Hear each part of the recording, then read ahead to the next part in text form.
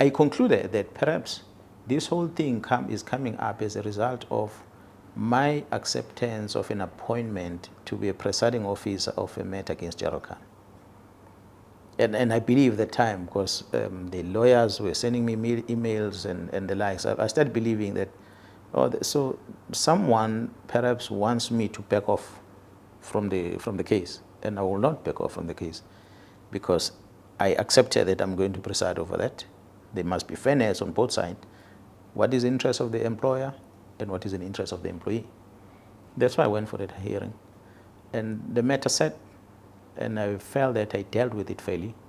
And I cleared Jokan on all those charges that they were leveling against him. And instead, which was strange, that the charges that leveled against Jokan, never mind the media issues that came up, but prior to that, but the charges that were leveled against him were coming from the recommendation from the IPID. It is the IPID that initiated it, that he must be charged, together with the others from DPCI. But those at DPCI, investigation was done and they were not subjected to disciplinary hearing. But Khan was. And I sat there and I listened to the matter. And I cleared him. So when I cleared him, suddenly, after that, IPID started their investigation. That's what became strange as to, but okay, IPID, you are now starting with the investigation. Could it be that my finding against Khan did not favor you? Or what is the reason? It was strange. And then they throw the minister's name on it.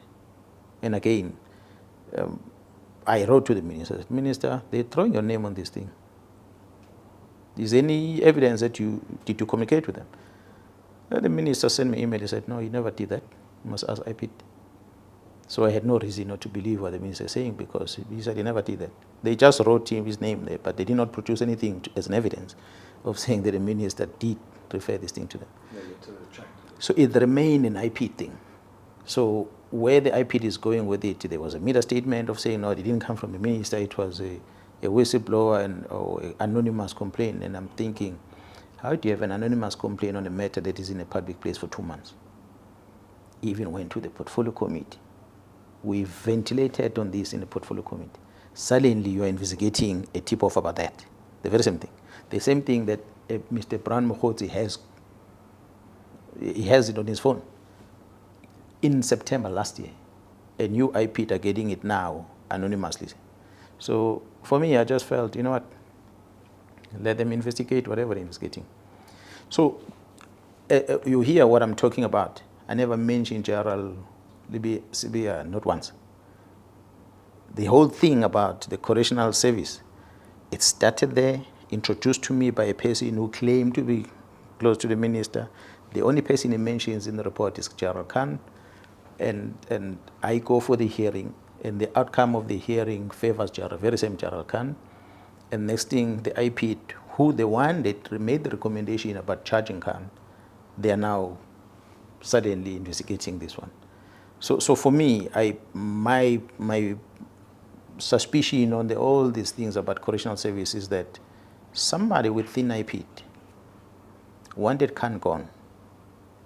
By all means, they wanted to get rid of him from the organization. And not only him, and the others that were recommended.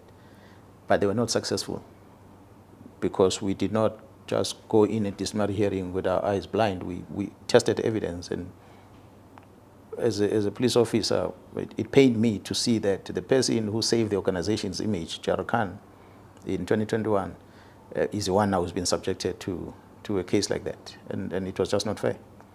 I cleared him, because evidence was presented there. We couldn't justify that Khan had done anything wrong. Instead, he is the one who should be giving a medal for what he did, because he saved the organization's image on the day. But it will appear that within IPID, whoever people that made the recommendation for him to be charged, they're upset about the decision. I feel the whole investigation thing come from there. I don't think it initiated by anyone. If you are saying Jarosibia had something to do, whoever is spreading the rumor, I don't believe that Jarosibia had anything to do with that. Not at all. I feel it comes from that institution who wanted Khan gone, because they couldn't get him out. Now they're turning their focus on me. Well, I'll take it. They can try whatever they will come up with.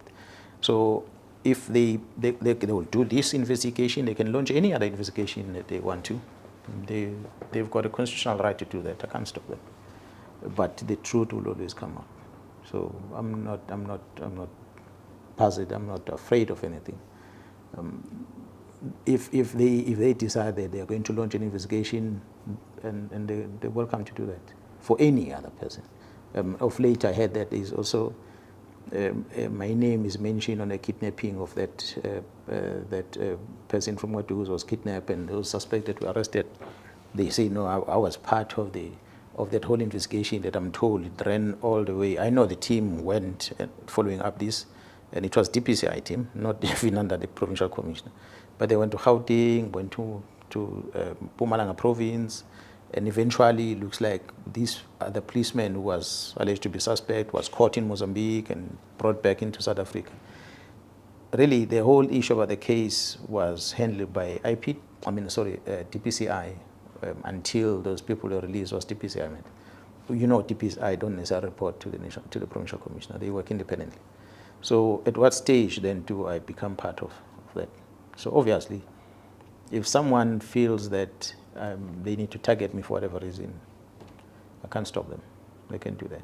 But if we're to say all these are happening because of Jairus B, I'll say then no, that's not true.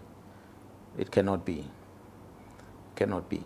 But if maybe there is a worry about, as you are saying, a worry about the other case that is in Johannesburg, that the team from the province political task team is assisting detective in Gauteng with that investigation, if the general feels that perhaps that investigation is directed at him, I wouldn't know. I don't necessarily know the details about every investigation that happens. Yeah, some of them I get brief, some of them I don't get brief. I don't follow investigation every single day, but I know that there's some terrible things that happen in Gauteng about other murder cases in Gauteng that seems to have been squashed somehow, that this team is picking up. That seems to be an issue, which is for me the interesting one that is coming up. So obviously there will be many people involved.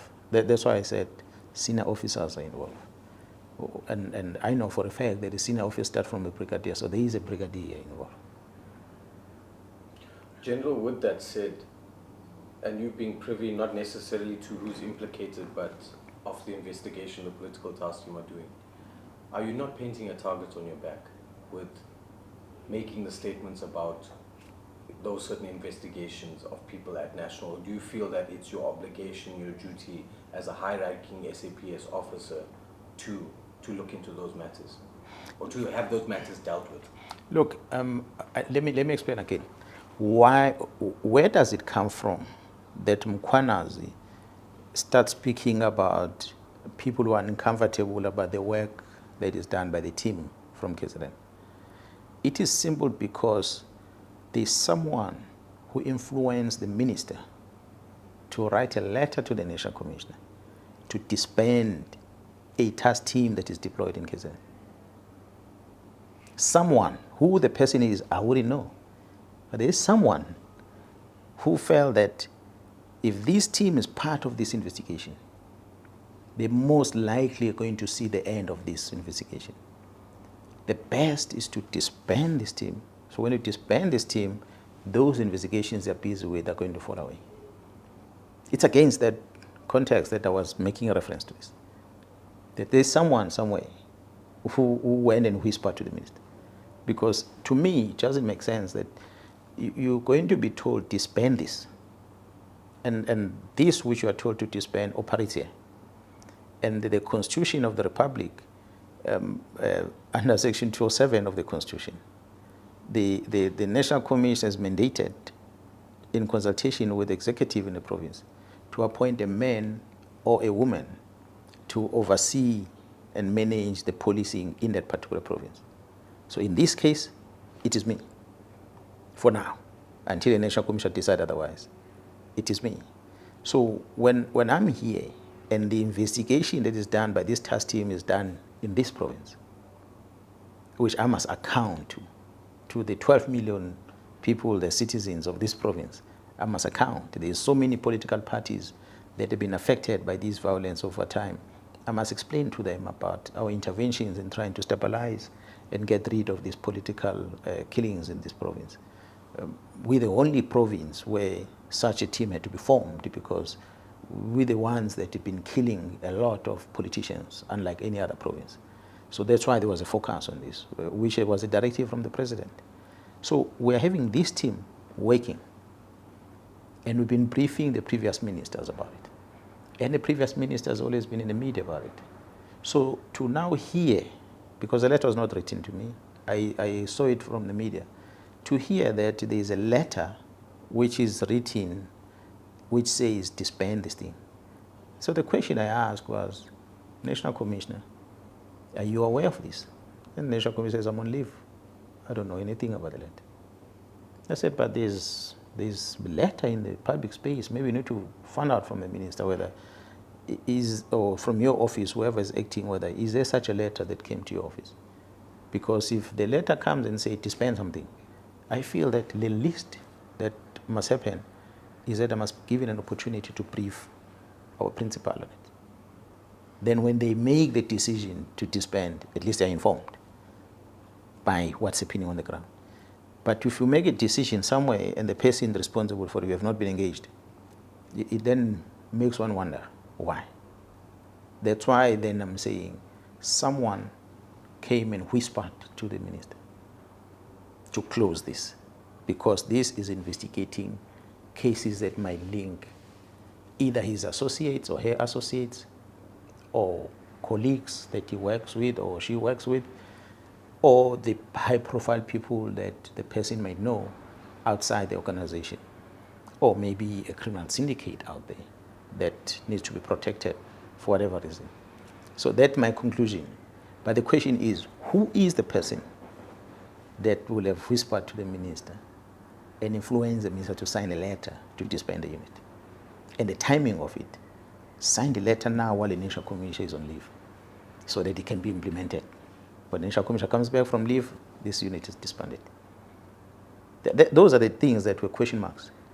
So when I was talking against that. I said, there shouldn't be someone from the head office who's now going to try and influence the minister to destroy investigations that are happening against crime, which means as the team is investigating, they are not only dealing with what they see before them. If suddenly you see a letter like this that says the very same team that is busy must be disbanded, someone is fighting this team indirectly by using the authority of the executive to get rid of them, so that they don't do anything further.